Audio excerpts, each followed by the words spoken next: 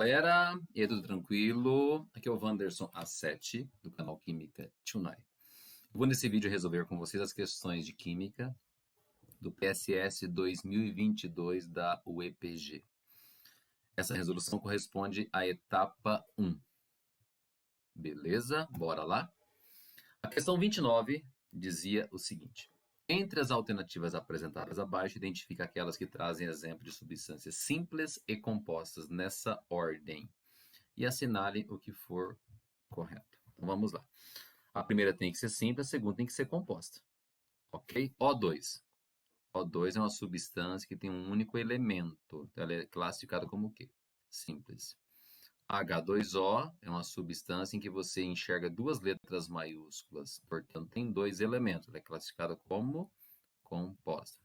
Beleza? Então, o primeiro item tem uma simples e uma composta. Na 02, CO2. Bom, CO2 é uma substância com dois elementos químicos, tem carbono, tem oxigênio, então ela é o quê? Composta. O CH4, que você chama de metano, também tem dois elementos químicos perdidos aí, também é composta, então esse item não vai dar certo. Esse está incorreto. Próximo item começa com H2, combustível da NASA. Beleza? H2 só tem hidrogênio. Então, que tipo de substância que é essa? Simples. E NH3, que é a substância do Museu do Louvre, qual que é? Amônia lisa. Perceba que tem duas letras maiúsculas na fórmula, tem dois elementos químicos. Ela é o quê? Composta. Então, uma simples, uma composta, essa está correta. E a 08 fala de quem? O gás nitrogênio, N2, só tem nitrogênio na fórmula, portanto a substância é simples. E a outra é a fórmula resumida de uma substância que poderia ser o etanol, álcool de poço, C2H6O. Por ter várias letras maiúsculas, tem vários elementos químicos envolvidos. Então, a substância de que jeito? Composta. Então, tem uma simples e uma composta também. Então, o item 08 está tunai. Certo? 08, 04 e 01 deve ter dado 13. Pronto, fechou. Beleza? Questão número 30. Agora fala sobre nomenclatura de substâncias inorgânicas, né? Identifique as associações adequadas entre as fórmulas e os nomes. E assinale o que for correto. A primeira fórmula que apareceu para você aí foi um tal de Na2SO3. Bom, Na você sabe que é sódio. A dúvida, de repente, é no tal do SO3, certo? Vamos lá, muita calma. Então, sódio, beleza, mas então, o que é o SO3? O SO3 ele é derivado de um ácido, que é o H2SO3, chamado de sulfuroso. Se você remover esses dois hidrogênios, aquele grupinho SO3 passa a ser chamado de sulfito, e não sulfato, como está aí. Portanto, o nome correto desse Na2SO3 seria sulfito de sódio, e não sulfato.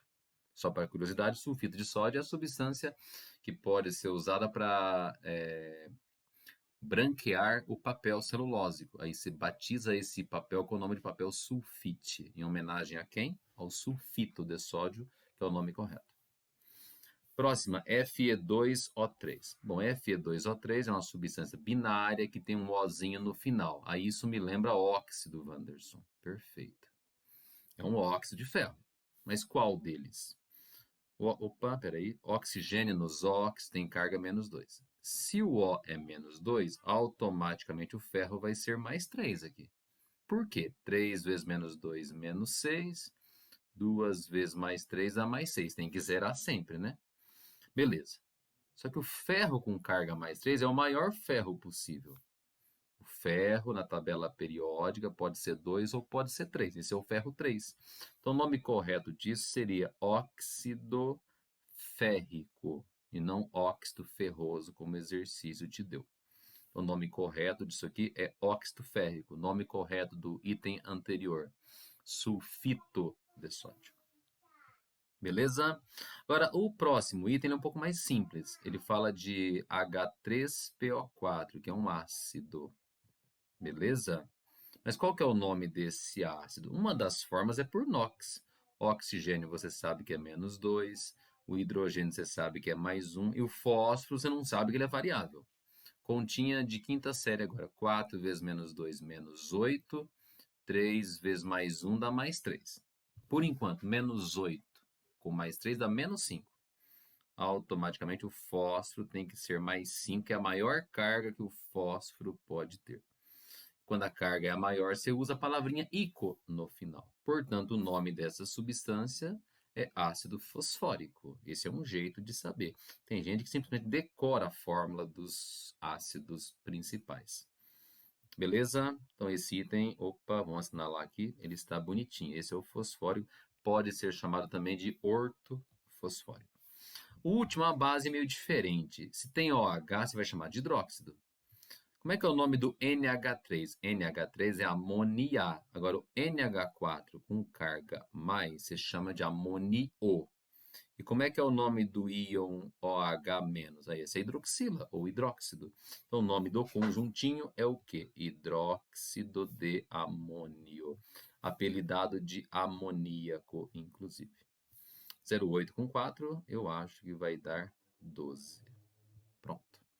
Show de bola? Vamos para a questão 31 agora, que fala sobre reações inorgânicas.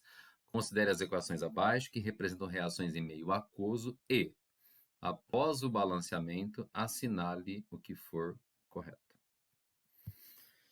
Então vamos com muita calma nessa hora. A primeira reação. Ela está balanceadinha, bonitinha a primeira. Perfeita, confira para você ver. Sódio, 2 de cada lado, carbono, 1 de cada lado, hidrogênios, 2 de cada lado, perfeito. A segunda está meio estranha. Eu vou reescrevê-las aqui. Primeira reaçãozinha começa com H2SO4. Qual é o nome desse cara? Ácido sulfúrico. Vai reagir com um sal. É um sal conhecido como soda. Não é soda cáustica, é soda somente mesmo. Ou barrilha também está certo. O que você tem do lado direito? Um sal, que é o Na2SO4. Nome disso, não sei se ele perguntou. Perguntou, sulfato de sódio. E qual ácido que você forma aqui? H2CO3, que recebe o nome de ácido carbônico. Essa é a primeira reação. A segunda, que é a que não está balanceada, fica SO3 mais NaOH, que a gente chama de soda cáustica. Essa sim, aquela de fazer sabão. O que você tem do lado direito? O sal é o mesmo, percebeu? Na2SO4. E você ainda produz água molhadinha. Pronto, tá aqui. O que está faltando nessa segunda? Está faltando balanceamento para ela. E o balanceamento pode ser feito pela regrinha. Qual regrinha? Opa, tá torto aqui. Pela regrinha do macho. O que é macho? Qual é a ordem de fazer o balanceamento? Metal, ametal, carbono, hidrogênio, oxigênio. Beleza? Bom, metal, sódio. Tem 2 de um lado, 1 do outro. Então faz isso aqui. Quando você coloca esse 2 na frente do sódio, você acaba acertando a reação inteira, perceba. Tem 2 sódios de cada lado, tem um S de cada lado, hidrogênios tem 2 de cada lado e oxigênio tem 5 de cada lado. Tá perfeito. Beleza? Agora dá para responder. Vamos lá. Primeiro item. Entre os reagentes temos um ácido inorgânico na reação 1 e um óxido ácido na reação 2. Vamos conferir? Reação número 1. H2SO4 é um ácido? Ele é inorgânico. Lógico, não é orgânico, nem carbono tem. Então, beleza por enquanto. E temos um óxido ácido na reação 2. SO3 é um óxido. SO3 ele é óxido ácido. Tem duas formas de saber isso. Se tacar água nele, ele vira sulfúrico. Opa, então ele é ácido. Outro jeito de saber. Quem está grudado no O é um não metal.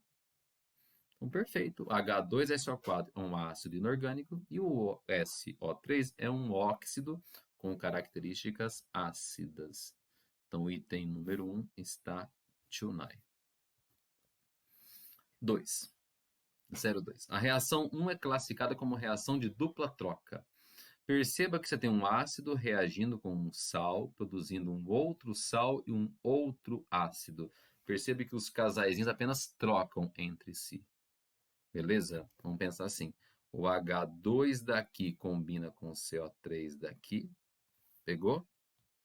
Vamos trocar de cor para ninguém se perder. E o sódio daqui se combina com o SO4 daqui, formando dois novos casaizinhos, vamos dizer assim. Então, a reação que você está vendo aí, realmente, ela é de quê? Ela é de dupla troca. Outro jeito de saber, que você tem um sal reagindo com ácido, produzindo um novo sal e um novo ácido. Opa, peraí, eu fui sem querer. Vamos voltar aqui um pouquinho. Então, na reação 1 é dupla troca? Perfeito. Na reação 2, verifica-se para cada 1 mol de SO3, reage 2 mols da base. Basta você conferir o balanceamento. Qual que é a receitinha? 1 mol de SO3 para 2 de base, que é o NaOH. Então, esse item também está tonight forever.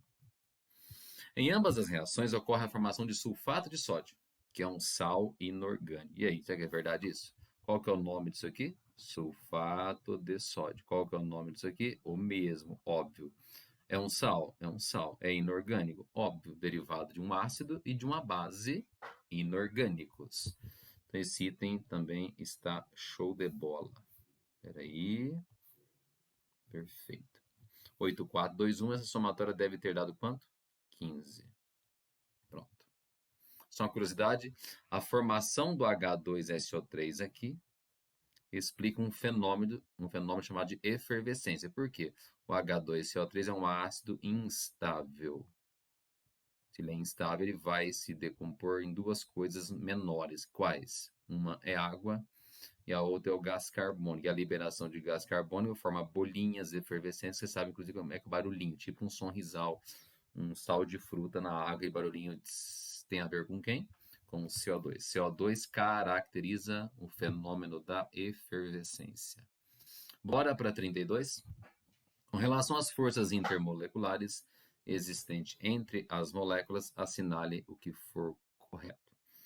Não vai falar de dipolo, ligação de hidrogênio, dipolo induzido, essas coisas que vocês gostam. Beleza? Vamos lá? Primeiro item. No HCN líquido, as atrações intermoleculares são do tipo dipolo-dipolo, pois essa é uma molécula polar. Com HCN não tem ligações do tipo OH ou NH, a ponto de ser muito polar. Mas é uma molécula em que os vetores não se anulam, é uma molécula polar. E se ela é polar, como que grudam uma na outra? Por interações do tipo dipolo-dipolo, também chamadas de forças de dipolo permanente. As moléculas de CO2 apresentam interações intermoleculares do tipo dipolo induzido ou força de London, que ocorrem em moléculas apolares. Bom, se você for desenhar o CO2, você vai lembrar que ele é uma molécula linear, retinha, muito simétrica, e as moléculas muito simétricas são apolares. E moléculas apolares grudam de que tipo uma na outra? Por dipolo induzido, que é apelidada de forças de London. Perfeito. As moléculas de I2 apresentam interações do tipo dipolo-dipolo. Como é que desenha I2? São dois iodos grudados covalentemente assim. Nessa molécula nem existe um vetor que aponta mais para um lado ou para o outro. Então, ela é uma molécula apolar. Se ela é apolar, elas são unidas de que jeito? Por forças de polo induzido igual ao gás carbônico de cima. Então, não é dipolo-dipolo. Então, essa está furada. E as moléculas de HCl apresentam ligações de hidrogênio. Peraí, as moléculas de HCl são polares da mesma forma que as moléculas do HCN do primeiro item. Mas polares, ponto final. Não tem ligação HO, HF ou HN para ter ligações de hidrogênio. Então, errado. Qual seria o correto aqui? O HCl tem interações do tipo dipolo-dipolo, mas ligações de hidrogênio, não. 1 mais 2 deve ter dado 3. Pronto.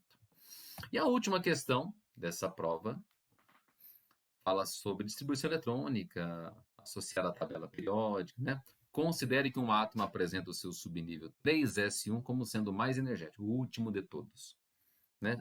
Da distribuição de Pauling. Assinale o que for correto. Ele está falando o seguinte: tem um átomo que eu não sei quem que é, Está dizendo que esse cara, quando você faz a distribuição, termina com 3s1. Primeira perguntinha. Esse átomo apresenta 3 níveis energéticos. Bom, você percebeu que a distribuição foi até o nível 3. Certo? Se foi até o nível 3, porque tem 3 camadas. 3 níveis ou 3 camadas. Perfeito. O número total de elétrons desse átomo no estado fundamental é 11. Como é que eu vou saber se é 11? Bom, se você fizer a distribuição desde o começo, 1s2, 2s2, bonitinho, né? Como você já aprendeu. Quem vem depois? Como esse é pequeno, eu vou fazer inteiro. 2p6, e agora, quem que é o próximo? 3s1. Se você somar todos os números pequenos que aparecem em cima aqui, ó, 2 mais 2 mais 6 mais 1, eu acho que dá 11 mesmo. É isso? Então, o número total de elétrons desse átomo no estado fundamental, ele é bonitinho, original, é 11. Perfeito. Esse átomo pertence à família dos metais alcalinos. Como é que ficou a distribuição? Terminou com 3s1. Quando termina em s1, que família que você está? Você pode chamar de família 1A ou pode chamar de grupo 1, que é a mesma coisa. Qual o nome especial desse grupo? Metais alcalinos. O que quer dizer metais alcalinos? Metais encontrados nas cinzas. Então, perfeito. Este átomo tem a tendência de formar cátions de carga mais 1. Bom, quem mora na família 1A é porque tem um elétron na camada de valência, certo? E quem tem um elétron na camada de valência tem a tendência de fazer o quê? De doar um elétron. A tendência dele realmente é doar. E quem doa elétron vira o quê? Vira cátion. E se ele doa um elétron só, qual a carga que ele adquire? A carga que ele adquire é mais 1. Beleza? Este átomo tem a tendência de formar cátions. Ok. Carga mais 1? Perfeito. Todas corretas? Resposta vai dar 15. Beleza, galera? Encerrou aqui a resolução dessa prova do PSS 2022, primeira etapa da UEPG. Tomara que você tenha entendido e que isso ajude você a resolver outras provas, beleza? Outros vestibulares, outras provas seriadas e por aí vai. Tudo bem? Compartilhe com quem você puder. Um grande abraço. Fui.